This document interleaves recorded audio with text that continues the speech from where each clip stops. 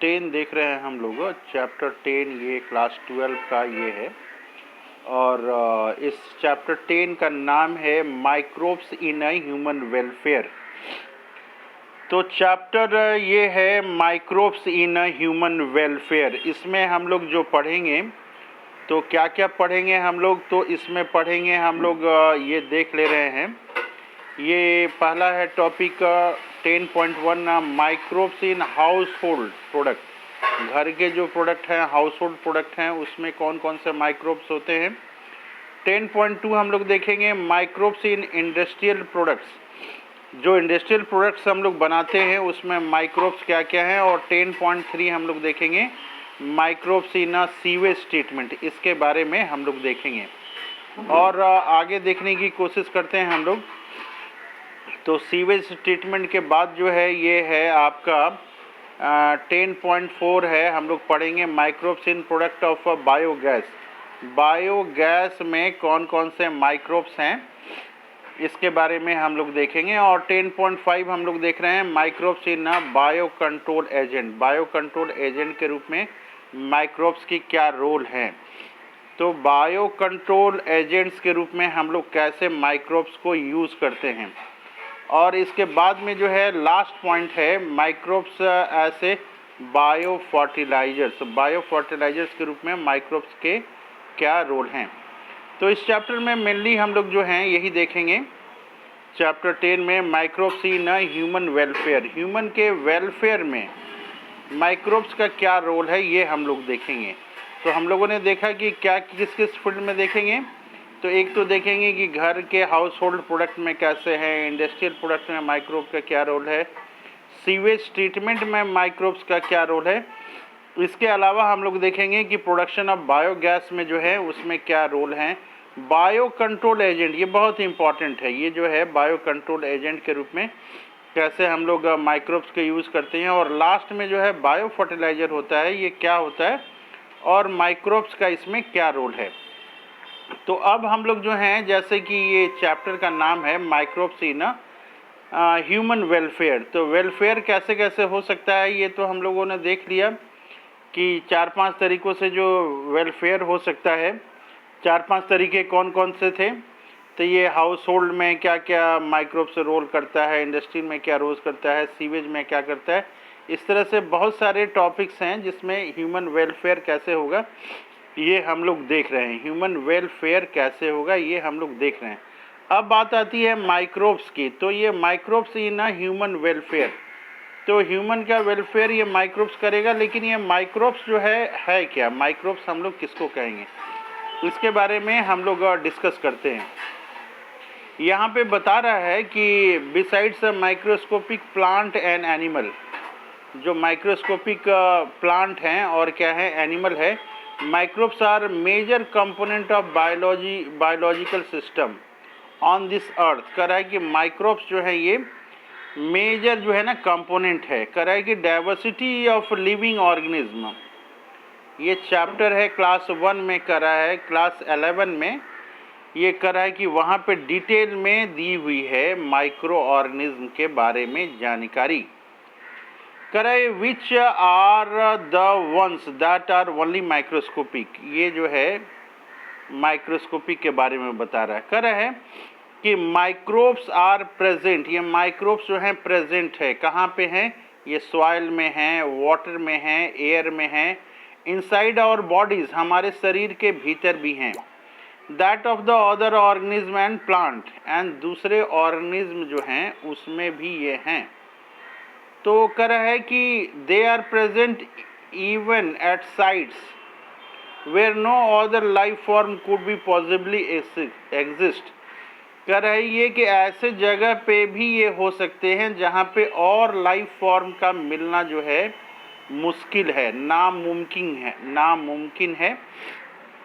कह रहा है कि deep inside the geyser thermal vents, जो बाथरूम वगैरह में गीजर लगाया जा सकता है, टेम्परेचर उसमें 100 डिग्री सेंटीग्रेड के ऊपर चली जाती है, उसमें भी जो है ये पाए जा सकते हैं। इसके अलावा कह रहा है कि ये डीप इन द सॉइल, ये सॉइल के डीप में भी ये हो सकता है। कहाँ हो सकता है? Deep in the soil, deep in the soil. Under the layer of snow several metre thick, कह रहा है कि बर्फ के नीचे भी सेवरल मीटर ये हो सकता है। कह रहा है कि हाईली जो है ये एसिडिक इन्वायरमेंट्स में भी ये हो सकता है। कह रहा है कि माइक्रोब्स आर डाइवर्स अलग अलग तरह के होते हैं। कह रहा है कि ये प्रोटोजोआ हो सकते हैं, बैक्टीरिया हो सकता है, फंजाई हो सकता है, and microscopic animal and plant viruses, ये जो हैं ये सारे हैं इसमें। इसके अलावा वायरॉइड्स हैं, and also prions that are proteinaceous infectious agents. कह रहा है कि क्या क्या हो सकते हैं ये माइक्रोब्स जो हैं, क्या क्या हो सकते हैं। तो ये कह रहा है कि प्रोटोजोआ हो सकता है, बैक्टीरिया हो सकता है, फंजाई माइक्रोब्स हो सकता है, माइक्रोस्कोपिक एनिमल और प्लांट वायरस भी हो सकता है। इसके अलावा कह रहा है वायरॉइड्स मतलब वायरस जैसा। और कर रहा है ऑल्सो प्रायोन्स ये क्या है? कह रहा है कि ये प्रोटीन का बना होता है, प्रोटीनेशियस इन्फेक्शियस एजेंट है, ये प्रोटीन का बना होता है और इन्फेक्शन करता है। तो ये प्रायोन्स उसी को कहते हैं। कह रहा है यहाँ पे कि सम ऑफ माइक्रोब्स, कह रहा है कि कुछ माइक्रोब्स हैं जिसका कि फिगर बनाया हुआ है 10.1 से लेकर 10.2 तक ये फिगर बनाया हुआ है। हम लोग इस फिगर को देखेंगे कि क्या क्या फिगर ये बनाया हुआ है। कह रहा है यहाँ पे कि माइक्रोब्स लाइक बैक्टीरिया, जो बैक्टीरिया है माइक्रोब्स, एंड मेनी फंजी जो है बहुत सारे फंजी, कैन बी ग्रोन, इसको ग्रोन किया जा सकता है। कहाँ पे किया जा सकता है? न्यूट्रिटिव मीडिया मतलब उसको खाना पीना देंगे, वो न्यूट्रिटिव मीडिया है। टू फॉर्म, तो न्यूट्रिटिव मीडिया देंगे तो ये फॉर्म करेगा, क्या फॉर्म करेगा? कॉलोनीज फॉर्म करेगा।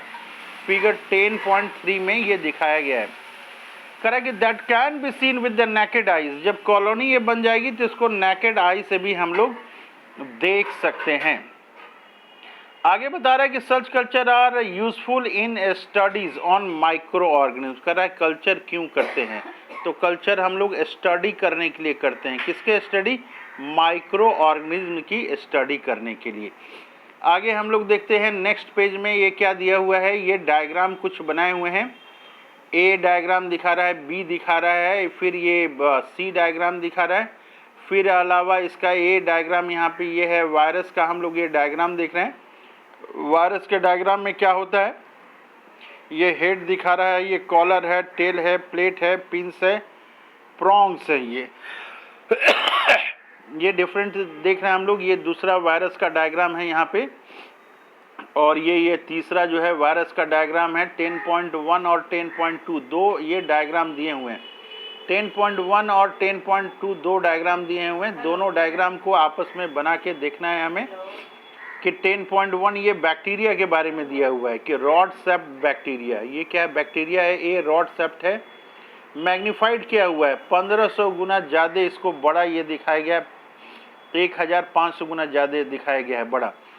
बी में बता रहा है कि स्फेरिकल सेप्ट है और मैग्नीफाइड किया गया है इसको 1500 गुना। और सी में दिखाया गया है कि रॉड सेप्ट बैक्टीरिया है विथ फ्लैक्सिला है और मैग्नीफाइड किया गया है इसको 50,000 गुना ज़्यादा। तो ये बैक्टीरिया जो है, ये जो डायग्राम दिख रहा है हमें बैक्टीरिया का, फ्लैक्सिला यहाँ दिख रहा है और रॉड सेप्ट बैक्टीरिया, ये 50,000 गुना जो है ज़्यादा इसको मैग्नीफाइड करके बताया गया है। 50,000 गुना ये ज़्यादा बताया गया है।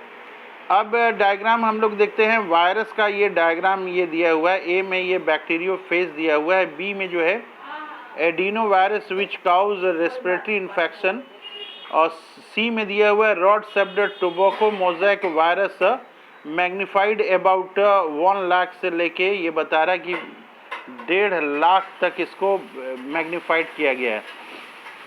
तो ये कौन सा है? सी जो है रॉड सेप्ट टोबैको बैक्टीरिया है। ये रॉड सेप्ट जो है ये बैक्टीरिया है, ये सी हम लोग देख रहे हैं यहाँ पे, ये रॉड सेप्ट टोबैको बैक्टीरिया है। और ए में जो है, ए में ये बैक्टीरियोफेज दिखाया गया है। ए में बैक्टीरियोफेज दिखाया गया है ए डायग्राम ये है, यहाँ पे ए लिखा हुआ है, किताब से मिलाएंगे हम लोग। और ये इसमें हेड दिख रहा है, कॉलर दिख रहा है, टेल दिख रहा है, प्लेट दिख रहा है, पिंस दिख रहा है और प्रॉन्स ये दिख रहा है। तो ये माइक्रो ऑर्गेनिज्म के बारे में थोड़ी बहुत जानकारी है। यहाँ पे ये दिखाया हुआ है 10.3 में। ये 10.3 में क्या दिखाया हुआ है, फिगर 10.3 में कह रहा है कि colony of bacteria growing in a petri disc. Petri disc में हम लोग ग्रो किए हैं। और बी बता रहा है कि fungal colony growing in petri dish. A में बैक्टीरिया को ग्रो किया गया और बी में जो है फंगल को ग्रो किया गया है। ग्रो क्यों करते हैं हम लोग, इसके स्टडी करने के लिए इसका ग्रो करते हैं। अब बता रहा है यहाँ पे कि इन चैप्टर 8 में हम लोग चैप्टर में देखा था, क्या देखा था चैप्टर 8 में हम लोगों ने क्या देखा था, कह रहा है कि you have read about microbes cause a large number of disease in human beings. ये कह रहा है चैप्टर 8 में हम लोगों ने पढ़ा है, क्या पढ़ा है, पढ़ा है कि लार्ज नंबर ऑफ डिजीज जो हैं ये काउज करते हैं। They cause disease, they also cause disease in animals, animals में भी करते हैं और प्लांट्स में भी ये करते हैं। करा but this should not make you think that all microbes are harmful.